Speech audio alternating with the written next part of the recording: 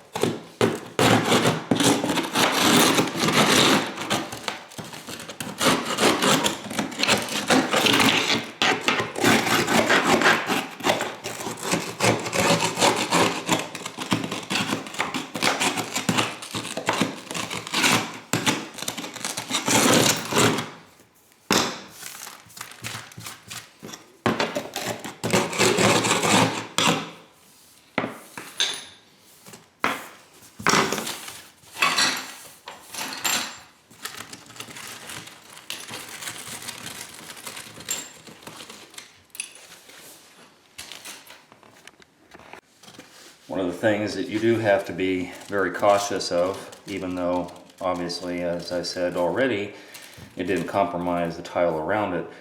When you have a wood subfloor especially, you can compromise the other tile. You can bang on this area here. I'm trying to get this thinset off as much as possible. So you can bang on this enough to possibly cause these other tile to become loose, or worse yet, pop up themselves, depending on how well the tile is put down. So you have to kind of adhere to that. I do have a Dremel with a diamond edge blade on it. So I'm going to give that a shot, see if I can scrape some of that out. And then I also have a cold chisel, and a cold chisel is probably a lot better than this little tiny chisel. This will take forever. So you just kind of, you know, you have to work it out the best way you can. There's no way I can put another piece of tile down on this. There's not enough girth, there's not enough room to put thinset down here, back butter the tile a little bit and set it in place. It would rise too much above it.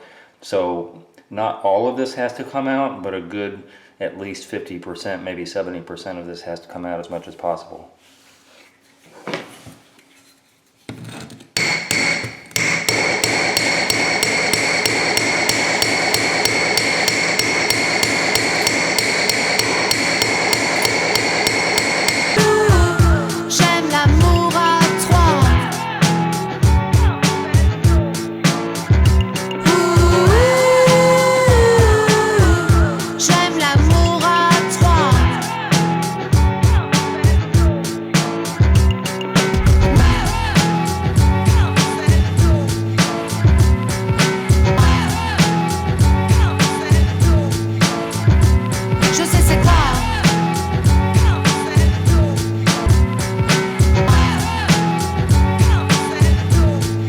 Okay, so in this particular case, the Dremel tool that I showed you earlier worked best. It's not always going to be the case. You know, every application is different. Don't disregard this cold chisel, and it has a little sharp blade on it. Especially when you see the ridges, you can knock off the ridges pretty easily with that. Although, as I said, in this case, the Dremel worked excellent. And I knew when I was hitting the solid surface where these nails are, so I'm pretty much all the way down to the subfloor, which is the Durock that they set on here. And now the new tile fits in there very well with a little bit of bump out here. I'll shave that down a little bit more. The thinset was extremely thin on this application, which is not always the case. Usually you have a little bit more buffer room.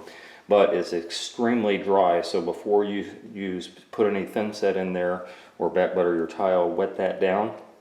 That's going to cause two things to happen. The excess dust that you did not vacuum out, by the way, vacuum out all your area really good. The excess dust you didn't vacuum out will get wetted down, and it won't be such an issue to make the thinset stick. But also, it's going to give you a better adhesion when you put a very thin layer of back butter on your tile, and you spread out your thinset on here. The wetness will make that stick a lot better than if you didn't wet it down. So definitely do that.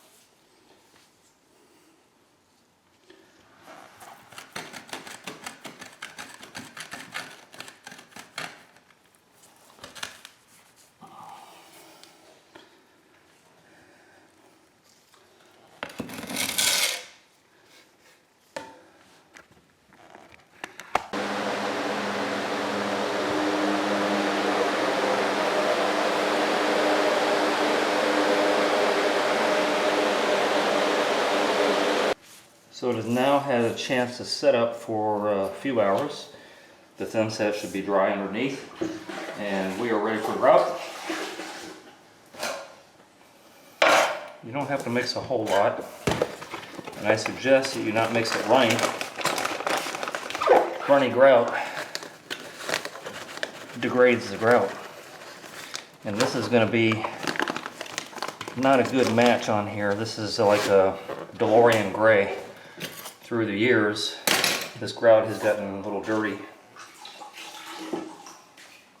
and because of that, the DeLorean gray that I have that's fresh is not going to look the same. However,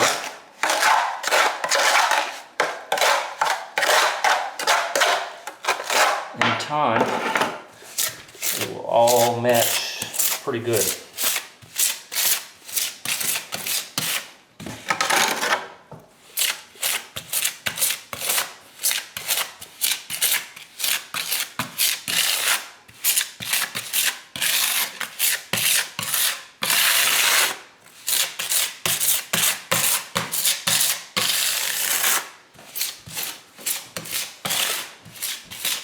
This is a float, and so this is really what should be used when grouting, because this is very soft. So as you saw, I was scraping the surface. I'm not concerned about that. This is a porcelain tile, not going to scratch it, but normally, yes, you would use a float, and it does two things. It wipes off the excess, and it also pushes it deep into the line.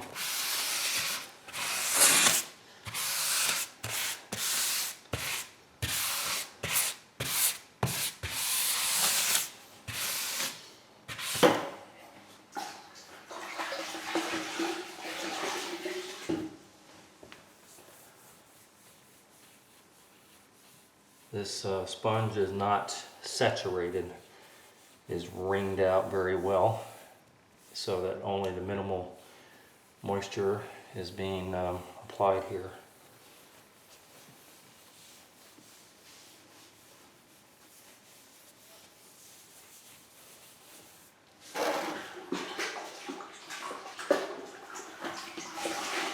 And as I do, anytime I grout a floor, I do the 4-step method. That's 1,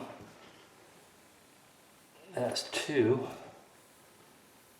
that's 3, and that's 4, because there's 4 sides of your sponge.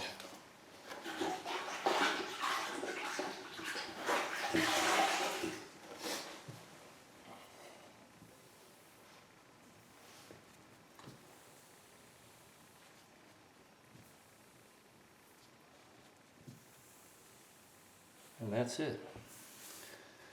That's really all there is to replacing a piece of tile. This method would work on really any application that you have. It would work on a shower tile that you had that cracked or came loose. It would work on any floor tile.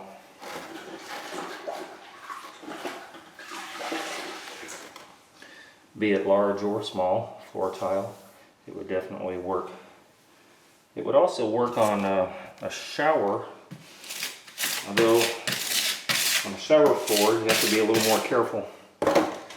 Shower floors have a little bit more protection than does just a normal floor. So that's it. I hope that helped you. I hope you learned something from that. I hope you're able to do your own little repair. If somebody had called me and said, hey Bob, I need this one tile taken up because of my drive time, depending on where I'm going, depending on you know, the round trip, depending on how busy I am, yada yada yada, it's going to be somewhere between minimum $50, probably upwards of 80, maybe 100, depending on how far out you are. So, you know, for the little time that you spend, you can save yourself a little money. Do it yourself and not worry. In fact, by the way, if there had been 4 or 5 tile that were cracked in this area, you could do it the same way in that 4 or 5 tile and save even more money, because obviously it's going to take me more time to chip out and do all the leg work in order to make it happen. So, you know, this is definitely a DIY project, and hope it taught you. That's kind of the point. I hope you enjoyed that video. If you did, then subscribe. Hit that button and subscribe, and hit the bell. The bell will let you know right away when I post a new video. I make nothing off of YouTube, so please be a Patreon member. I'm going to post a link down below to my Patreon account, and you can donate $1, $5, $10, $20 a month. Just pledge that on a monthly basis. That will help me produce more videos and content so that you can watch and learn from my channel. And by the way, if you're going to call me, please, up there at the top of my channel where you see that picture up there, on the right hand corner, there's a P, which is for PayPal. Hit that PayPal link